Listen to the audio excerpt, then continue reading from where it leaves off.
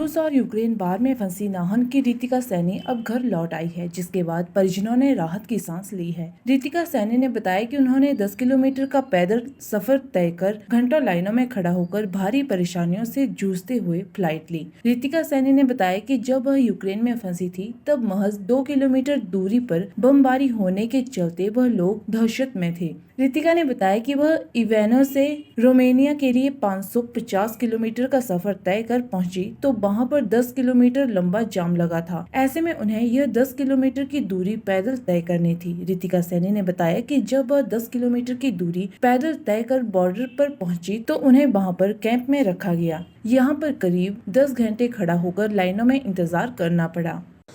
Hello नमस्कार, मैं रितिका सैनी। मैं इवानो में पढ़ती हूँ। इवानो फ्रैंकोइस्ट रीजन से हूँ, जो कि वेस्ट साइड में बिलोंग करता है यूक्रेन के। और जो बॉम्ब वगैरह गिर रहे हैं वो पहले तो ईस्ट साइड में गिर रहे थे यूक्रेन के, जैसे कि खार्किव, उड़ीसा, लुगांस्क, दोनेस्क, इन सब रीजन्स में गिर रहे थे। पर 24 डेट को हमारे रीजन में भी गिरने लगे बॉम्ब वगैरह। हमारे उससे पहले हमारी ऑफलाइन क्लासेस चल रही थी, पर जैसे ही मतलब बॉम्ब वगैरह गिरे तो हमारी जो पूरी यूक्रेन जो था फिर वो 1 महीने के लिए इमरजेंसी में आ गया था। फिर उसके बाद इमरजेंसी में आ गया था तो फिर हमने सारी ऑनलाइन हो गई थी क्लासेस 12 तारीख तक, 12 मार्च तक। तो हमने एटीएम से कैश वगैरह विड्रॉ किया। फिर हम सुपरमार्केट वगैरह गए, हमने वहाँ से सामान वगैरह सब कुछ कलेक्ट किया अपना। उसमें सारा सामान भी ख़त्म हो रहा था, सारे यूक्रेनियन, सारे इंडियंस वगैरह सब कुछ सारे के सारे ले रहे थे। तो धीरे धीरे करके सामान भी ख़त्म हो रहा था। जितना भी हमसे लिया गया हमने लिया और हमने स्टॉक किया अपने पास। फिर उसके बाद हमने एक ग्रुप बनाया एक व्हाट्सएप पे, जिसमें सारे के सारे इवानो के बच्चे थे। तो फिर हमने वहाँ से प्लान किया कि हम निकलेंगे अगले दिन। तो हम अगले दिन निकले अपने कॉन्ट्रैक्टर्स के थ्रू, एम्बेसी वगैरह के थ्रू और यूनिवर्सिटी के थ्रू। तो फिर वहाँ से हम रोमानिया गए, जो कि 550 किलोमीटर की दूरी पे थे। फिर हम वहाँ पर पहुँचे तो वहाँ पर हमें पहुँच के पता चला कि 10 किलोमीटर तक वहाँ पर जाम लगा है। तो हमने 10 किलोमीटर का रास्ता पैदल तय किया था। फिर हम रोमानिया बॉर्डर पे पहुँचे। वहाँ पर छोटे छोटे कैंप लग रहे थे, तो वहाँ पर हम रुके। तो वहाँ पर चाय वगैरह ऐसी चीज़ें, बिस्किट्स वगैरह ये सब चीज़ें दे रहे थे। फिर उसके बाद हम भीड़ में लगे। वहाँ पर भीड़ हो रही थी बहुत ज़्यादा। तो फिर वहाँ पर हमने जो भीड़ थी उसमें 10 घंटे तक हम वहाँ पर खड़े रहे। वहाँ पर बहुत ज़्यादा धक्का मुक्की हो रही थी।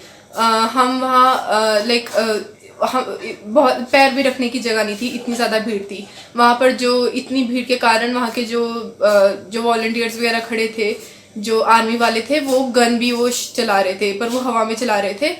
और बाकी जो हमारे ऊपर पेपर स्प्रे भी हुआ, ये सब चीज़ें हमारे साथ हुई। तो 10 घंटे के बाद हम लोग निकले वहाँ से। रोमानिया पे पहुँच गए। हम रोमानिया के अंदर आ गए थे। बाकी कुछ बच्चे तो 4-5 दिन भी हो गए उन्हें वहीं पर खड़े खड़े हो के, पर हम जल्दी निकल गए थे। फिर हमारा इमिग्रेशन हुआ। फिर उसके बाद हम लोग वहाँ पर उन्होंने, जो हमारी एम्बेसी थी, उन्होंने हमारा एक कैंप बना रखा था। तो हम वहाँ पर हम लोग गए, जैसे जैसे इंडियन बच्चे आ रहे थे वैसे वैसे हम जा रहे थे। तो हम यूनिटी बना के चले कैंप में। फिर हम वहाँ पर कुछ टाइम रुके, कम से कम 2-3 घंटे रुके। फिर उसके बाद हमारी एम्बेसी ने बस करी थी रोमानिया की कैपिटल की तरफ। तो हम वहाँ पर कैपिटल गए रोमानिया से के बॉर्डर से। फिर उसके बाद जो कैपिटल थी वो 550 किलोमीटर की दूरी पे थी। तो फिर हम वहाँ से गए। फिर वहाँ पर उन्होंने शेल्टर प्रोवाइड किया। तो वहाँ पर लगभग 10 शेल्टर थे, उसमें से मैं शेल्टर नंबर 2 में थी। तो धीरे धीरे करके शेल्टर भी ऐसे करके खाली हो रहे थे।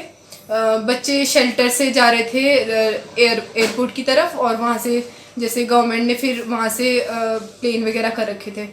तो वहाँ पर एक दिन में 2-3-4 ऐसे 2-3 प्लेन आ रहे थे एक दिन में। तो वहाँ से हम निकल रहे थे।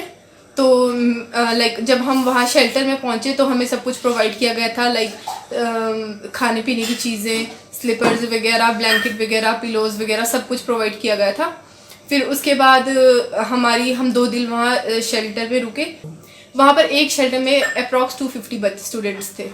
फिर उसके बाद हम एयरपोर्ट पे गए। उसके बाद हमारी वहाँ पर फ़्लाइट वगैरह हुई। फिर हम इंडिया में आए। इस चीज़ का श्रेय मैं गवर्नमेंट को देना चाहूँगी, क्योंकि उन्होंने हमारी फ़्लाइट वगैरह की जो टिकट है वो फ्री में हमें लेकर आए हैं, सब कुछ उन्होंने किया है। लाइक हमें रोमानिया बॉर्डर तक तो बहुत दिक्कत आई जब हम यूक्रेन में थे, बहुत हबड़ा दबड़ी मची हुई थी, बहुत ज़्यादा टेंशन थी। यहाँ तक कि मेरे रीजन में भी बॉम्ब गिरे थे, मेरे से 2 किलोमीटर की दूरी पे ही बॉम्ब गिरे थे, सारे के सारे एयरपोर्ट फ्रीज कर दिए गए थे। तो फिर वहाँ तो बहुत सारी दिक्कत आई थी, पर जैसे ही रोमानिया बॉर्डर हमने पार किया तो वहाँ से इतनी कुछ ज़्यादा दिक्कत नहीं थी, बाकी हमारी फ़्लाइट्स वगैरह सब कुछ फ्री था। हमें बहुत अच्छा लग रहा है, बेटी घर पे आई। हमें बहुत चिंता हो रही थी कि बेटी मतलब यूक्रेन में फंसी हुई है और वहाँ की स्थिति बहुत मतलब ख़राब चली हुई है, जैसे बम वगैरह गिरे वहाँ पर। हमें काफ़ी चिंता थी कि बेटी टाइम कैसे आएगी और खाने पीने का कैसे रहेगा बेटी को। और बेटी भारत सरकार लेके आई बेटी को, तो हम बहुत खुश हैं कि बेटी घर पे ठीक ठाक आ गई। और जो भी बच्चे वहाँ पर भी हैं, भारत सरकार ने जल्द से जल्द उन्हें ले आने की कोशिश करनी चाहिए, ताकि बच्चे कुछ कोई मतलब उसमें ना हो, टेंशन वगैरह में ना फंसे बच्चे ना। तो हमें तो बहुत अच्छा लग रहा है, भारत सरकार हमारी बेटी को ठीक ठाक घर में लेके आई।